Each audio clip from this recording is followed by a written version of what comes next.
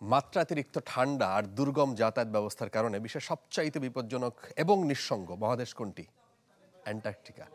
প্রথমবারের মতো সেখানে পা রেখেছেন ২৭ জনের একটি বাংলাদেশি দল। হাড় কাঁপানো সেই কঠিন বরফের রাজ্যে ১৬ই ডিসেম্বর তারা সেখানে বসে উদযাপন করেছেন মহান বিজয় দিবস।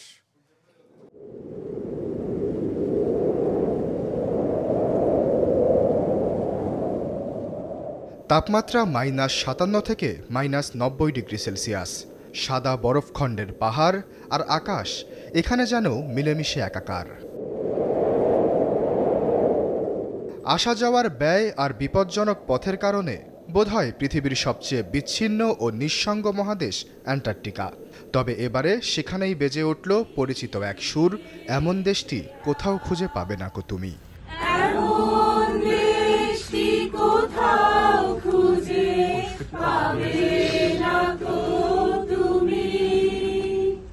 দ্বিজেন্দ্রলাল রায়ের এই গান দুর্গম মহাদেশটিতে পৌঁছে দিয়েছেন একদল সাহসী বাংলাদেশি।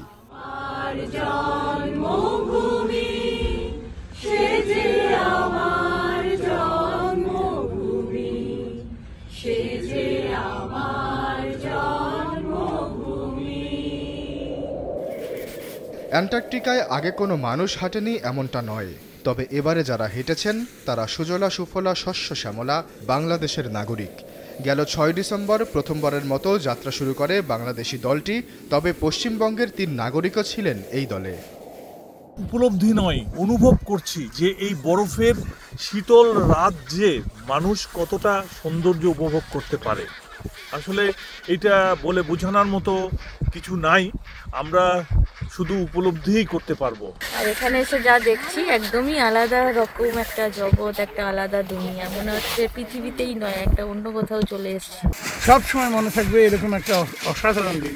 পাহাড়ের উপরে মেঘ আর পাহাড় এমন ভাবে মিশে গেছে, আপনাকে পুরোপুরি ভেস্তের সেই অনুভূতিটা এখানে যেতে পারবে। পৃথিবীতে অনেক পাহাড়ে উঠেছি, অনেক জায়গায় গিয়েছি, বাট এখানকার পাহাড়, এখানকার ল্যান্ডস্কেপ আসলে কোনো তুলনা হয় না। আর এমন অদ্ভুত একটা জায়গায় আসতে পারা যেখানে আসলে সহজে আসা যায় না, আমাদের জীবনের সার্থকতা আমরা এখান থেকে অনুধাবন করতে পারি। জাহাজে চড়ে প্রথমে ফকল্যান্ড দ্বীপপুঞ্জ, এরপর সাউথ জর্জিয়া। ২০ দিনের দীর্ঘ এই ভ্রমণে জীববৈচিত্র্য সম্পর্কে নানা বাস্তবতার মুখোমুখি হন পর্যটকরা। মানুষের কারণে কিভাবে ক্ষতির মুখে পড়ছে প্রাণ প্রকৃতি, সে ধারণা নেন হাতে কলমে। এইখানে এসে মনে হচ্ছে যে আমাদের অনেক, শুনলাম যে অনেকটুকু বরফ ছিল, এগুলো গলে গেছে, এখন অনেক কমে গেছে, বাট আবার প্রাণী অনেক বেড়েছে। সব কিছু মিলিয়ে এইখানে যেটা হচ্ছে আমাদের কনসার্ন হতে হবে সবাইকেই এনভায়রনমেন্টের প্রতি। শুধু প্রকৃতি থেকে কিছু নেবার নয়, প্রকৃতিকে কিছু দেবার আছে। যেমন আমরা আমাদের দেশে ফিরে গিয়ে আমাদের প্রধান কাজ হবে এই প্রকৃতিকে রক্ষা করার জন্য কাজ করা।